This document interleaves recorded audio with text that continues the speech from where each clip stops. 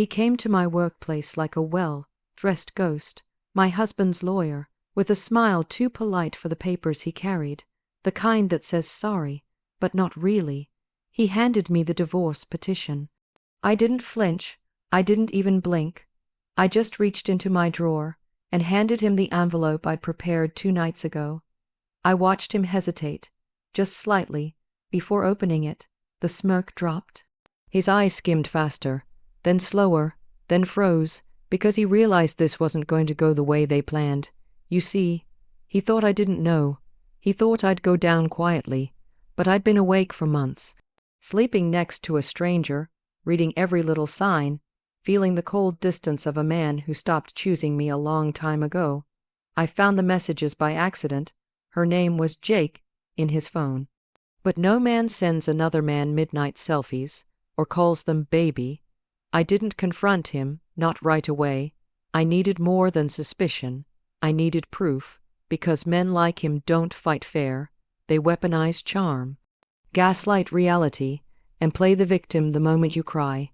So I played calm, collected screenshots, bank statements, hotel bookings tied to his corporate card, and, best of all, a voice recording of him confessing to a friend that he'd only married me because I was safe. Safe, the word echoed in my ribs for weeks. When his lawyer served me, I knew they thought I was weak, but weakness isn't silence. Sometimes silence is strategy. The envelope held everything, a timeline of the affair, names, locations, even evidence of misused marital funds, which under state law meant he'd lose more than custody. He'd lose credibility, his job, his carefully curated mask of respectability. I didn't win that day because I was cruel. I won because I was done apologizing for asking too many questions, done believing his absence was work stress, done being the woman he kept on paper while he gave his soul to someone else. The courtroom didn't care about tears. It cared about evidence, and I had it. His lawyer barely made eye contact after that. My husband, he tried to settle out of court the next day. Suddenly, he was remorseful, confused, not thinking clearly, but I was. Crystal clear. Infidelity isn't just a betrayal of vows. It's a betrayal of time, of trust, of the version of yourself you buried to keep something already dying alive. You don't notice it right away. That slow vanishing, not of their body but of their presence. It begins in quiet ways. Missed eye contact over dinner, delayed responses to texts that once got replies in seconds, a vague "I'm just tired" when you reach for connection. The silence isn't loud, it's clever. It walks in wearing normalcy, still kisses you on the forehead before bed, still smiles when your friends are around, but behind closed doors the air gets thinner, colder. You stop talking about your day because they stopped asking. You stop expecting warmth because indifference became the default. You start censoring yourself, avoiding the truth in your gut that whispers, something's changed. But you ignore it, because we're trained to be grateful. Grateful someone stayed, even if they've already left emotionally. Infidelity doesn't always start with sex. It starts with absence, when they start venting to someone else first.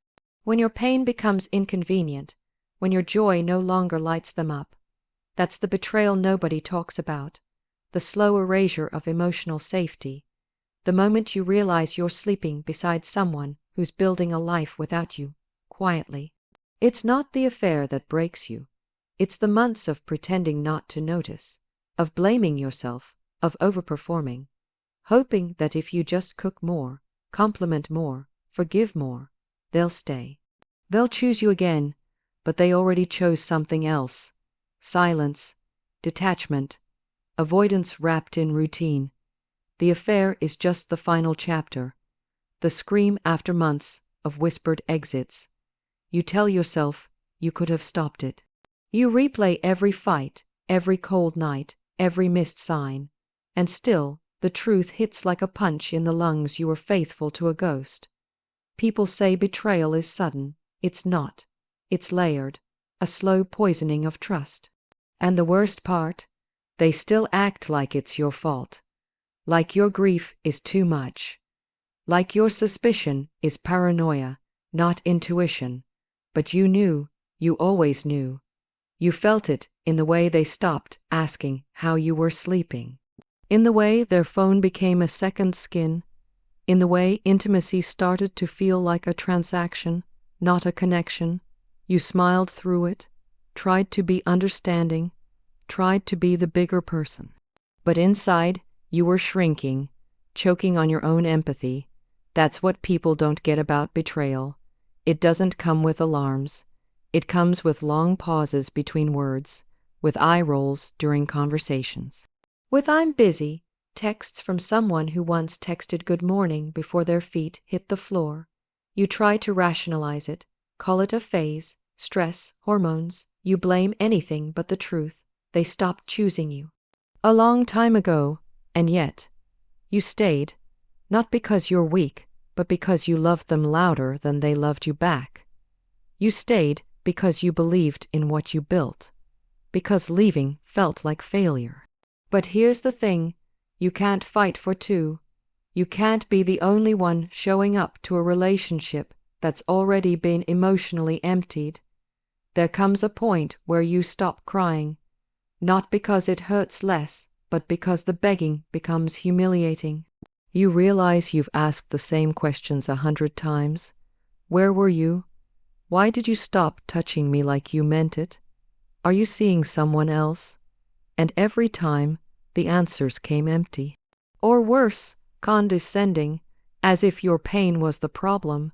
You start to feel like a nuisance for needing answers, like maybe you are too much, too emotional, too sensitive, too suspicious, but you're not. You are just the only one who is still emotionally invested, still searching for truth in a place built on denial. And then it hits you, one morning, or one night, maybe after he shrugs off another late arrival with no explanation. Maybe after he turns over in bed like you're not even there. Maybe when you catch the scent of perfume that isn't yours on a shirt he claims he didn't wear. That quiet switch flips, the one that says enough.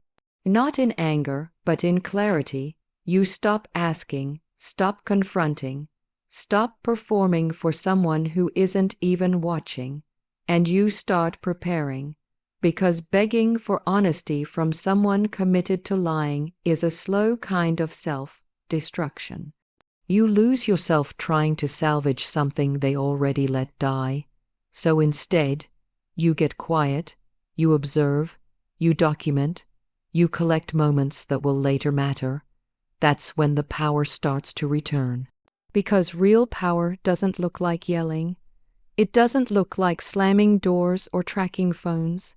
It looks like composure, like calm, like silence with a purpose. You stop telling him what you know. You stop giving him the chance to adjust his lies. You smile at breakfast. You text back okay. But inside, you're building your freedom, not out of spite, but out of survival. The power shift doesn't happen when you get revenge. It happens when you stop letting his version of reality distort your truth. When you no longer seek permission to trust your gut. When you finally realize that your pain is not an inconvenience, it's evidence. So you gather the receipts, literal and emotional. You remember the names he mumbled in his sleep, the hotel charges on days he claimed to be out of town for work, the way he changed his passwords after you asked one too many questions. You don't even need all the pieces, just enough, because now you understand he's not going to confess. He's not going to come clean. He's going to protect himself until the last second.